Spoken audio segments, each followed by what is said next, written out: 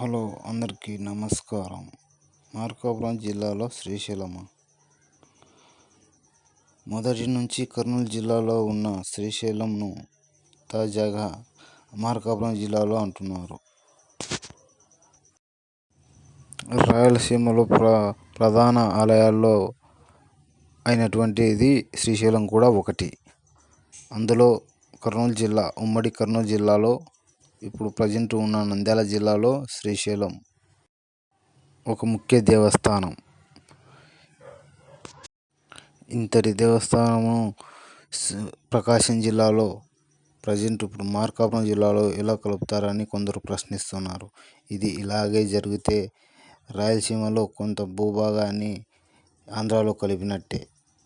అంతేకాకుండా మొదటి నుంచి కూడా కర్నూలు జిల్లాలోనే కొనసాగుతూనే ఉంది.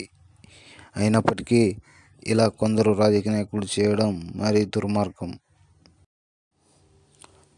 జంతువులు, పక్షులు, ఇలా అందమైన అడవి నంద్యాల జిల్లాకు సొంతం.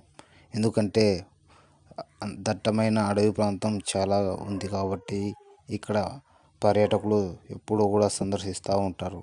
అంతటి మహాదేవస్థానంను ఎవ్వరు కూడా ఇలా అంగీకరించడం లేదు.